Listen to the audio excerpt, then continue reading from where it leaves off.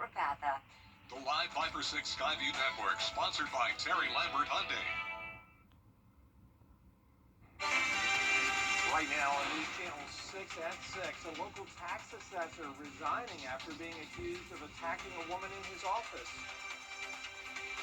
We'll have the story as your news at 6 starts now.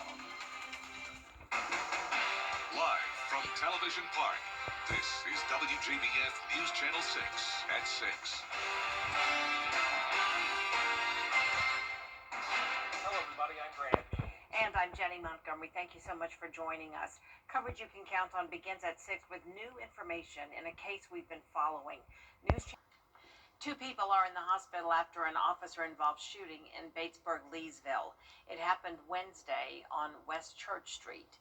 Batesburg, Leesville PD officers were doing a traffic stop that was possibly connected to counterfeit money being used at a nearby liquor store. During the stop, the vehicle took off and hit one of the officers. Another officer shot at the vehicle, hitting two people inside. The two people were taken to the hospital. The officer, who was treated on the scene. It is time now for a first check of the weather. Here's Chief Meteorologist Jenna Petracci. Well, it was a beautiful sunny Friday, and right now we're seeing a stunning sunset on our Terry Lambert Hyundai Skyview Cam in North Augusta. Always looks pretty with the Christmas lights as well. Today is much warmer than yesterday by up to around 10 degrees.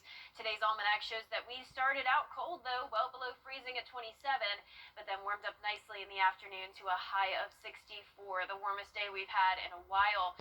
We're now in the upper 40s to upper 50s. Augusta at 51, 53 in McCormick, Louisville you're at 58, and Aiken only at 49, 55 in Gibson, and 53 in Edgefield. Winds are very light coming out of the southwest, bringing in the warmer air.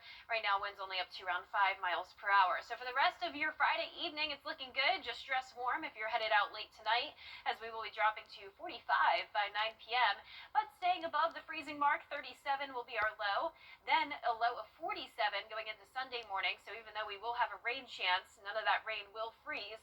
But speaking of freezing, we're going to have a harsh wind chill on Monday morning as temperatures drop into the lower 20s, and the wind chill will be in the teens. Viper 6 alert days are in effect, and I'll have more details on that coming up. Back to you. All right, Jenna, thank you. As the Lincoln County Red Devils prepare for Monday's state championship, the community is coming together tonight for a pep rally to send the team off. News Channel 6's Francis Floresca joins us now from Lincoln County. And Francis, what can the fans expect tonight? Well, Brad and Jenny, tonight's Small Town Night celebration is in honor of the Red Devils' successful football season. And soon we will have this place all crowded and filled up with fans from across the county. The last time Lincoln County won a football state championship was back in 2006. Tonight's rally will have a parade, a tunnel of fans, and fireworks. There will also be a showcase of highlights from this season and previous state championship seasons, celebrating tradition, pride, and heart. You'll also hear from special guests such as former players, Coach Larry Campbell, and also Coach Howard Ellis. And the community should also be ready because there will be a Red Devil Pride contest. We're having a contest for all of the local businesses to show their support and pride, and we'll select the top businesses that have done that and announce those at the event. We're also encouraging everybody to bring their best Red Devil look, and we're going to offer prizes for birth through 5, elementary school, middle school, high school, and then adults. The event will take place here at the Lincoln County office, here at the courthouse at 7 p.m. tonight in about an hour. So hope to see you then. Live in Lincolnton, Francis Floresca, WJBF News Channel 6. Well, today a local homeless Vietnam veteran was laid to rest. Your home? Call Bailey's today. Kate, we got a lot of work to do. Let's get started.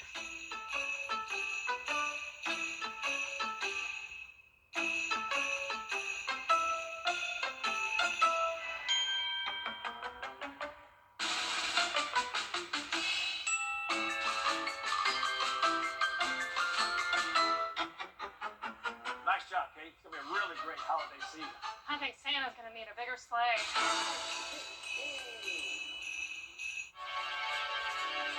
Every hero needs a sidekick.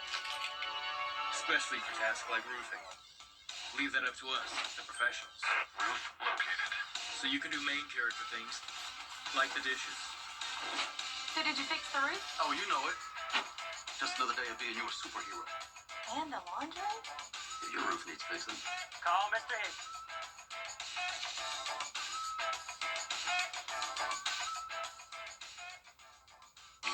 Heard energy rates are rising across the country. Back to you. Chief Meteorologist Jennifer Tracci is back now. Yeah, keeping a close eye on this cold air moving in. It's going to be here Sunday night, continuing into Tuesday morning, but then some warmer days ahead as well. I'll have your full Viper 6 forecast when we return.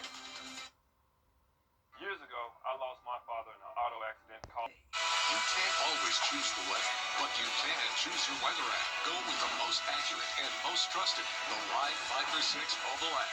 Download it today. Now, your most accurate forecast with WJBF Live Viper 6. Welcome back. Here's a look at our Terry Lambert Hyundai Skyview Cam in Aiken. It is going to be a cold night despite the warmer day we had today in the mid-60s. We're now down to 51 with calm winds. Dew points are low in the mid-30s. So nice dry air in place with those clear skies. Already down to 49 degrees in Aiken. And you can see the reason we had the warmer temperatures this afternoon was because of a warm front that lifted to our north. And we have a southwest wind coming in ahead of this cold front. Now, once the cold front passes by, we're going to see that Arctic blast take over on Sunday night, but even warmer temperatures are in the forecast for tomorrow, starting out above freezing just slightly at 38, and then getting into the mid-upper 60s in the afternoon. Now, notice on Sunday morning, we do have a slight chance of rain in the forecast, but you don't have to worry about any winter precipitation as low temperatures will be well above freezing at 47, and then we'll get to 58 Sunday afternoon, but then the winds are going to pick up the pace, and we're going to have that cold air settle in behind this front. So Saturday is looking dry, just some clouds moving in during the evening, and then you may run into some rain very late Saturday, as early as around 11 o'clock, but most of the day nice and dry. But showers continue to move through early Sunday morning. There's 4 a.m. Definitely nothing widespread, no thunderstorms expected, but do keep in mind that any of this rain that does accumulate on the ground could end up turning into black ice once the temperatures freeze Sunday night into Monday morning. But winds are going to start to gust up to 25 miles per hour Sunday afternoon, increasing up to around 35 Sunday evening, and of course that's going to make it feel even colder. Overnight the winds settle down a little bit, but still gusts up to around 20 miles per hour is going to make for that harsh wind chill. So we have the extreme cold watch in effect for these counties in the CSRA, but pretty much all CSRA counties will see that wind chill in the low to middle teens. Now, the actual temperatures, once again, topping off in the upper 50s around lunchtime on Sunday, but as early as around 4 o'clock in the afternoon, we're really going to start to see those temperatures fall. By sunset, some of us will be below freezing already, and we'll start to see 20s around 9 p.m. 20s continue into Monday morning, and then once again, that wind chill is going to be even lower. So there's Sunday at 6 p.m. By Sunday night, it's already feeling frigid out there, so keep that in mind if you have Sunday night plans out and about. And then on Monday morning, we can't rule out the possibility of even a single-digit wind chill in some areas. Now, like I mentioned, though, warmer temperatures are on the way starting on December 20th and continuing through Christmas Day. So definitely looking forward to that. Our 10-day forecast is showing that rain chance on Sunday, followed by the dry and cold days, with Viper 6 alert days in place early next week, but then we start to warm up quickly, already into the upper 60s by Thursday.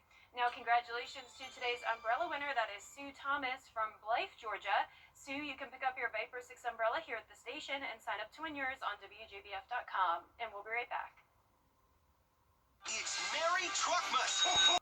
The CSRA's favorite news app is now even better with easier access to local news, weather, and live streaming video. Download the News Channel 6 mobile app. Now, WJBF sports coverage you can count on. Well, the Lincoln County Red Devils are just 3 days away from playing in their 1A Division II state championship game on Monday against Bowden, and the players and coaches have been preparing all week. Now, the community is coming together to honor their historic season. Gabriel Stovall is live at the Lincoln County Courthouse to tell us more. Hey, Gabriel.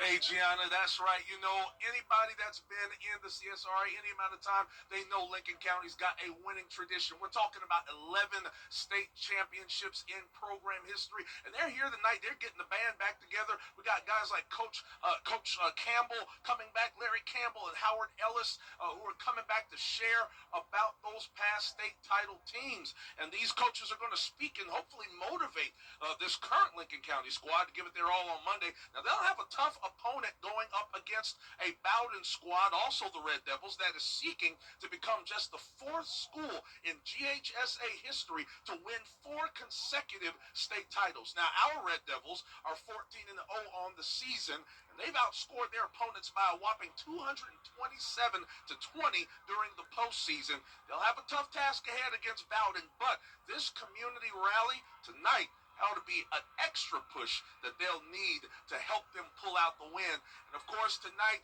we've already got folks gathering around here at the courthouse. 7 p.m. is the start, so if you're in the Lincolnton area, you still got time to get out here. That's it for me here in Lincolnton. Gianna, I'm going to send it back to you. All right, Gabriel, thank you so much. Looking forward to it. Now, in other high school football news, Washington County head coach Robert Edwards no longer with the program. Coach Edwards is a Washington County High alum. He spent the past 4 seasons coaching the team. The Golden Hawks went 5-6 overall this season, and the school's goal is to have a new head coach by February. Well, basketball season also in full swing here for a state runner-up, North Augusta. They're off to a 4-0 start to the season as they begin their region schedule. Now, the Yellow Jackets have already had a tough test to begin their season, going up against the Cross Creek Razorbacks, where they pulled out the 70-62 win on the road. Seniors Toyin Nabria and Jordan Rouse have taken on those leadership roles for the team, and they're determined now more than ever to get back to the 4A state title, and that starts with playing well in region play. Everybody gonna buy in and do the things that our coach asked us to do. And when we come together more as a team and be less selfish, it's gonna show. It's gonna come together. It's the biggest motivation of my life, really. It's just a feeling I don't ever want to feel again. We're just going to be better as a team, and the more we get better, I feel like we're going to make it back. Well, they will take on Gilbert tonight at home. Tip-off set for 7:30 p.m. It's full-on basketball season here, guys. We'll look to see who gets the state championship in March. We will. All right. Thanks, Gianna. We'll be right back. Outerwear, biggest in men's clothing. They are sights of the season, Christmas decorations. Cities put them up. We have those drive-through displays that always draw a crowd. And here's another one we're going to key in on out there somewhere with George Escala. Keysville, or maybe the Christmas display capital of the county of Burke. It's magical. We are a close-knit community, and we're just here for each other. Now, Mr. Kite puts on his presentation every year, and the city goes through, and we just absolutely love it.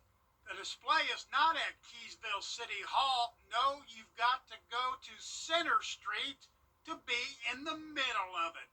And it's still a work in progress. We still behind. We ain't got it all put up, but the older we get, the slower we are.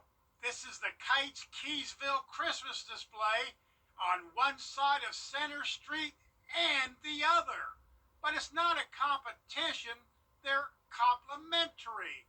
The halls are all decked out at their daughter's house, too. Now, what's the reaction in the area? Do people... Everybody comes by here when it starts getting dark. Everybody comes by here and just loves it. They love to get out and walk and just look at it.